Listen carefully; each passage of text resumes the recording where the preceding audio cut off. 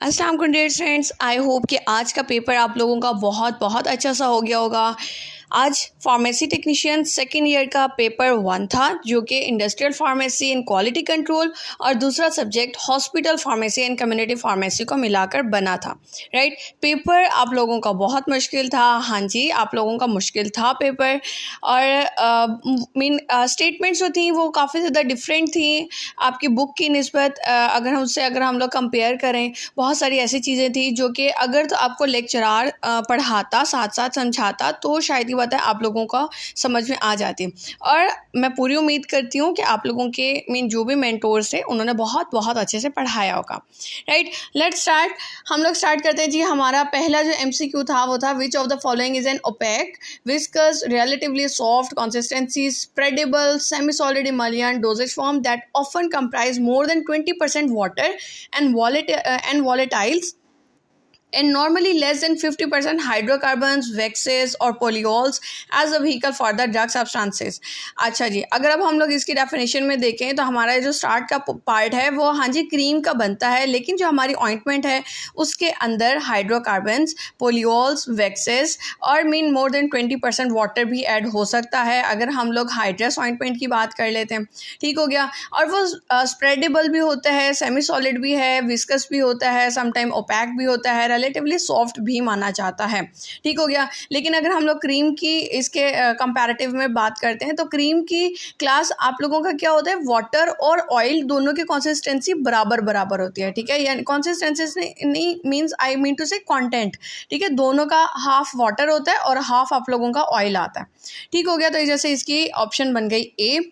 Second one, which of the following can be used as a disintegrant during manufacturing of paracetamol tablets by way of different direct compression. तो हाँ जी, यहाँ पर आप लोग starch को इस्तेमाल कर रहे हो as a disintegrant.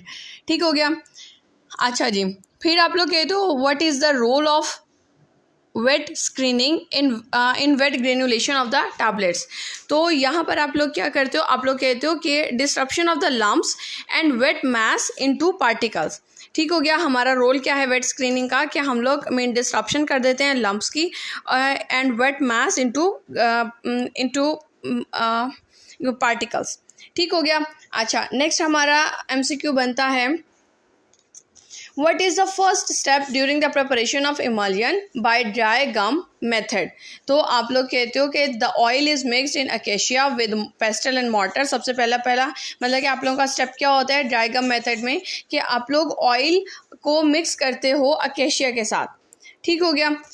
Next one, which of the following is an example of tonicity modifier in sterile preparation. तो हाँ जी, हम लोग टोनिसिटी मॉडिफायर जो है वो हमारा कौन सा है जी, हमारा सोडियम क्लोराइड होता है। Number 6, which of the following requirement as use for slugging के लिए हम लोग जी रोलर कॉम्पैक्टर इस्तेमाल करते हैं। ऐसा हमारी बुक के अंदर जो है हम लोग हैमर मिल का इस्तेमाल कर रहे हैं, लेकिन हमारी हैमर मिल में कहीं पर भी ये चीज़ मेंशन नहीं हुई भी। लेकिन हमारा पर्पस क्या होता है, हम लोगों ने स्लगिंग करने का, क्या हम लोगों ने कॉम्पैक्शन करनी होती है, रोलर कॉम्पैक्शन करनी होती है। ठीक हो गया।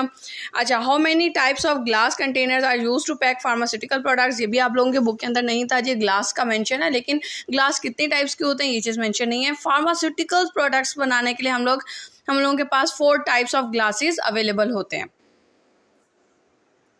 अच्छा जी, नेक्स्ट वन क्या है जी, what are the adverse effects of permeation of gases, vapours और लिक्विड्स थ्रू प्लास्टिक कंटेनर्स।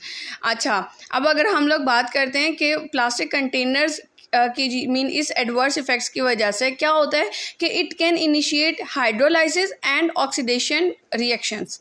ठीक है, ये जो परमेशन हो जाती है प्लास्टिक कंटेनर्स में, इसकी वजह से क्या होता है, हाइड्रोलाइसिस स्टार्ट हो जाती है और ऑक्सीडेशन स्टार्ट हो जाती है। MCQ number 9, which of the following is the biggest limitation associated with the glass container. तो जो ग्लास कंटेनर के साथ क्या होता है, फ्रेजाइल होता है, ये टूट जाता है फ़ौरन से। MCQ number 10, which of the following is used as an antioxidant in pharmaceutical preparations. तो हाँ जी, हम लोग विटामिन C को करते हैं, ठीक है, एज अ एंटीऑक्सीडेंट। पैराबीन्स, तो ये जो हैं जी, मिथाइल पैराबीन है, सोडियम प्रोपाइल पैराबीन है, ये तो हमारे क्या हैं, हमारे प्रिजर्वेटिव्स हैं। अच्छा, MCQ number 11. Which of the following is the mirror to show actual image of any pharmaceutical company? तो हमारी डॉक्यूमेंटेशन जो होती है वो एक्चुअली हमारा एक्चुअल इमेज ऑफ एनी किसी भी फार्मास्यूटिकल कंपनी का है। ये आप लोगों के बुक की ही मीन लाइन्स हैं। ठीक हो गया। Which of the following is preferred as the pH in the preparation of ophthalmic products that avoids discomfort upon installation into the eyes? तो आप लोगों की जो मेन ऑफ्थेल्मिक प्रोडक्ट्स की अगर हम लोग बात करते हैं तो इसकी रेशियो कहाँ से कहाँ तक मीन अगर आप लोग वैसे जनरली बात करते हो तो 4.75 से लेके 7.46 तक जाती है, 7.4 समथिंग तक जाती है। ठीक है, लेकिन हमारी कोशिश क्या होती है कि आपकी जो pH है वो न्यूट्रल रहे। ठीक है, आइज़ की। तो इसके अगर हम लोग एवरेज की बात कर लें तो जी इसका आंसर प्रेफरेबल जी 6.8 है, 6.8 बनता है। वैसे इसका 4.7 से 7.4 की रेंज बनती है। अच्छा जी, MCQ number 13, during the preparation of an extemporaneous preparation you have been given some tablets to crush and mix them with a syrup. Which of the following ingredients can be added to reduce the sedimentation and increase the suspendibility of the powder? तो आप लोग क्या करते हो कि आप लोग कहते हो कि अगर तो आप लोगों ने मेन पाउडर की सस्पेंडेबिलिटी को अगर आप लोगों ने बढ़ाना है, ठीक है, यानी कि अगर आपने अपनी डोजेज फॉर्म की सस्पेंशन की अगर आपने क्वालिटी को बढ़ाना है तो आप लोग क्या करोगे, आप लोग कार्बोक्सी मिथाइल सेलुलोज सोडियम इस्तेमाल करते हो। ठीक हो गया। Next one, MCQ number 14, which of the following class of chemical agents are use to maintain the pH of the injection? तो हाँ जी, हम लोग pH ऑफ द इंजेक्शन को मेंटेन करने के लिए क्या इस्तेमाल करते हैं, हम लोग ये बफर्स का इस्तेमाल करते हैं। Next one, which is the first step during the preparation of emulsion by wet gum method?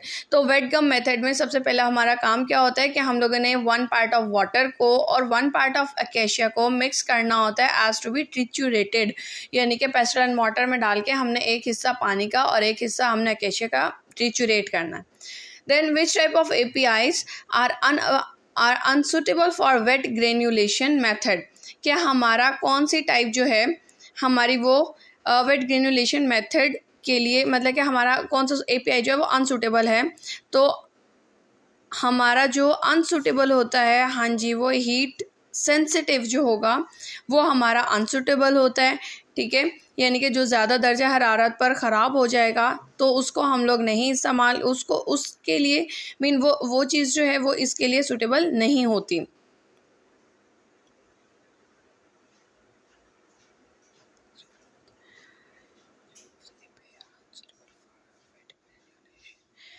MCQ number 17, which of the following can be the most suitable binder for the manufacturing of ciprofloxacin tablets by way of wet granulation? तो आप लोग कहते हैं starch को हम लोग इस्तेमाल कर सकते हैं as a most suitable binder. Then what should be the ratio of oil, water and acacia for the preparation of emulsion by bottle method? तो इसके लिए आप लोग कहते हैं 2:1:1, या फिर दूसरी ऑप्शन आपके बुक में लिखी हुई थी 3:2:1, लेकिन यहाँ पर हमारे पास मीन जो बेस्ट ऑप्शन है वो है जी 2:1:1। अच्छा जी, अच्छा, आप लोगों को जो MCQ नंबर 16 है इसका आंसर मतलब कि ज़्यादा क्लियर नहीं है, तो वेट फॉर द रिजल्ट्स के आप लोगों का रिजल्ट क्या आता है। ठीक हो गया। अच्छा, MCQ नंबर 19 में आप कहते हो which of the following material increases the flow of the powder from hopper to the die of the tablet compression machine? तो इसके लिए हम लोगों को क्या चाहिए होता है, हम लोगों को ग्लाइडेंट्स चाहिए होते हैं। ठीक है, ग्लाइडेंट्स जो कि हमारे फ्लो प्रॉपर्टी को बढ़ा देते हैं। इसके साथ साथ अगर हम लोग समटाइम लुब्रिकेंट्स या एंटी एडहेरेंट्स का भी इस्तेमाल करते हैं। ठीक है, तो यहाँ पर हमारे पास अगर ग्लाइडेंट होता तो टैल्क होता। ठीक है, टैल्क होता, या फिर इसके अलावा भी हम लोग और चीज़ें इस्तेमाल कर सकते हैं। बाकी यहाँ पे ज़्यादातर जो है वो हम लोग मैग्नीशियम स्टीरेट को इस्तेमाल करते हैं for improving the flow property of the powder. आप लोगों की बुक के अंदर ऐसा कोई मेंशन नहीं किया गया, उधर एंटी एडहेरेंट्स या लुब्रिकेंट्स तो मेंशन है लेकिन ग्लाइडेंट्स मेंशन नहीं है। अच्छा, MCQ number 20, which of the following rays are most commonly used in the process of radiation sterilization? तो हाँ जी हम लोग रेडिएशन स्टेरिलाइजेशन के लिए 2 रेज इस्तेमाल करते हैं, एक गैमा रेज और एक UV रेज इस्तेमाल करते हैं। लेकिन जो बहुत ज़्यादा इस्तेमाल की जा रही है, यानी कि पिछले 40 सालों से जो बहुत ज़्यादा इस्तेमाल की जा रही है वो गैमा रेज है। MCQ number 21, which is the written document for instruction detailing all steps and activities of the processes or procedure, is SOPs. SOPs यानी कि option B, standard operating procedure. MCQ number 22, if a parenteral product contains light sensitive ingredients, which of the following types of glass can be used as primary packaging material? तो हम लोग amber glass को prefer करते हैं और ये आप लोगों की बुक में से ही लिया गया है। ठीक हो गया। अच्छा जी, ये पेज आप लोगों का रिपीट हो रहा है।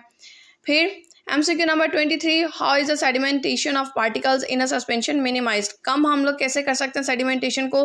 तो आप लोगों का ऑप्शन नंबर बी और डी दोनों के दोनों मीन काफ़ी हद तक ठीक हैं, लेकिन ज़्यादा प्रेफरेबल जो है आपका आंसर बी है कि अगर हम लोग विस्कोसिटी, अपने मीडियम की विस्कोसिटी को बढ़ा देंगे तो हमारी जो सस्पेंशन है उसकी जो सेडिमेंटेशन रेट है वो कम से कम होगा।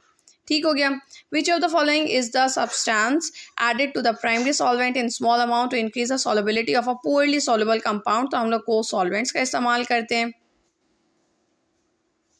अच्छा, इसके अलावा हम लोग कहते हैं which of the following is the disadvantage of plastic material? तो stress cracking. MCQ number 26, which of the following is the main type of rubber used in parenteral containers, ceiling and packaging? तो इसके अंदर आप लोग natural rubber का इस्तेमाल करते हो। वैसे हम लोग पैकेजिंग में ब्यूटाइल रबर भी इस्तेमाल करते हैं, ठीक है, सिंथेटिक रबर्स बहुत ज़्यादा इस्तेमाल किए जाते हैं, लेकिन अगर हम लोग पेरेंटल्स की बात करें तो नेचुरल रबर को हम लोग इस्तेमाल करते हैं। इसके अलावा आप लोग कहते हो कि who is the responsible for maintaining the quality of a product? तो क्वालिटी कंट्रोल्स होते हैं। Which of the following option best explains NP with reference? ठीक है, national pharmacopoeia with NP non pyrogens with reference to the parenteral products? तो आप लोग कहते हो ऑप्शन ए, नॉन पायरोजेनिक। ठीक हो गया। अच्छा, 29 MCQ, which of the following is the cheapest of all the metal containers? तो लेड जो है जी वो सबसे ज़्यादा सस्ता होता है, लो प्राइस का होता है। Which of the following is the advantage of plastic containers? तो जी ये नॉन ब्रेकेबल होता है। अब जी फार्मास्यूटिक्स 2 स्टार्ट हो गया। Pharmaceutics hospital and community pharmacy start हो गया। MCQ number 31, all of the following are health accessories except viscometer? Viscometer health accessories में नहीं आता। इसके अलावा all of the following are operation theatre supplies except electronic treadmill? Treadmill जो है जी वो आपके OT सप्लाई नहीं है। What is meant by pharmacotherapy? तो आप लोग कहते हो medical treatment by drugs, pharmacotherapy कहलाता है। Physician prescribed cetirizine tablet OD but the patient takes it BD mistakenly? तो कौन सी टाइप की मेडिकेशन एरर है? It is the incorrect duration. ठीक है, इनकरेक्ट ड्यूरेशन होती है। फिर MCQ number 35, which type of pharmacist are expert in the therapeutic use of medications? तो जी क्लिनिकल फार्मासिस्ट जो हैं जी वो एक्सपर्ट होते हैं। वैसे तो सारे फार्मासिस्ट एक्सपर्ट होते हैं बट थेरापेटिक यूज़ के लिए। BCG is administered at the age? अच्छा, अब इसके अंदर ये एक्सेप्शनल होता है कि कुछ कहीं किसी कंट्रीज़ में प्रेफरेबल होता है कि एट बर्थ या फिर आप लोग पहले मंथ में लगवा लेते हो। ठीक है, BCG जो वैक्सीन है वो लगवा ली जाती है। और कुछ होते हैं जो कहते हैं जी 10 वीक्स के अंदर अंदर आप लोग लगवा लो। तो आप लोगों का ऑप्शन इसके अंदर B भी बन सकता है और C भी बन सकता है। MCQ number 37, the process of ensuring the right amount of medicine is available in the hospital is known by which of the following as record keeping? ठीक हो गया। MCQ number 38, WHO initiate EPI for children vaccination. It stands for which of the following? EPI stands for expanded program on immunization. Which of the following is the disadvantage of unit dose method system? तो हाँ जी ये time बहुत ज़्यादा लेता है, यानी कि increase volume of work in the pharmacy, work का जो काम है ना, वर्कलोड वो बहुत ज़्यादा बढ़ा देता है ये। देन इसके बाद MCQ number 49, what is the effectiveness of birth control pills and family planning? तो 95% होता है। Which of the following is a communicable disease? तो हेपेटाइटिस जो है कम्युनिकेबल है। और MCQ number 51, which of the following is a non communicable disease? तो cancer communicable नहीं है। और MCQ number 52, all of the systems are used for drug distribution in a hospital accept combination of 1 and 2? नहीं, बल्कि इसका option बनता है C, the multi dose method. ठीक हो गया, इसका ऑप्शन C है। Then STI stands for sexually transmitted infection. ठीक हो गया। फिर आप लोग कहते हैं MCQ number 54, which of the following is common pharmaceutical. अच्छा, इसको बल्कि हम लोग इस पेज से देखें तो हमें ज़्यादा क्लियर होगा। अच्छा जी, which of the following, MCQ number 54, which of the following is a common pharmaceutical waste. तो ऑप्शन बी है sharps waste, syringes, needles and blades. ये बहुत ज़्यादा मतलब कि जो फार्मास्यूटिकल वेस्ट हैं कॉमनली ये होते हैं। MCQ number 55, which of the following is a communicable disease. तो चिकन पॉक्स जो है वो कम्युनिकेबल है। Which what is the effectiveness of birth control injections in family planning. तो 99%। MCQ number 57, all of the following are health accessories except cable. Cable health accessories में नहीं आता। Which route of administration is use for OPV। तो OPV vaccine जो है ये पर oral होती है, ड्रॉप्स की सूरत में दी जाती है, ओरल पोलियो वैक्सीन। ठीक है, OPV ओरल पोलियो वैक्सीन। अच्छा जी, MCQ number 59, it was clearly mentioned in the label of amoxicillin suspension that reconstitute the powder with cool boiled water, but the patient reconstitutes it with milk. What type of medication error is it? तो इसके अंदर error क्या है? Incorrect preparation के, उसने सही से तैयार नहीं किया। ठीक हो गया। Last MCQ, how much is the total amount of hazardous waste is generated by health care activities. तो जी 20%। ठीक हो गया। अच्छा, अब अगर हम लोग शॉर्ट क्वेश्चंस की बात करें तो शॉर्ट क्वेश्चंस आप लोगों के आसान थे, बहुत मुश्किल नहीं थे, आप लोगों की बुक में से ही थे। ठीक है, जो कि आप लोग इजीली लिख सकते थे। और जितना मैंने इनको पढ़ा तो ऑलमोस्ट ये वही वाले शॉर्ट क्वेश्चंस थे जो कि आप लोगों को पास्ट पेपर के क्वेश्चंस जो मैंने आप लोगों के साथ शेयर किए थे, ये उसी में से ही आए हुए थे।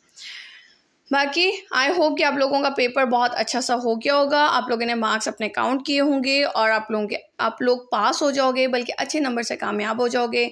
अब तक के लिए इतना ही। Thank you so much. Allah हाफिज़।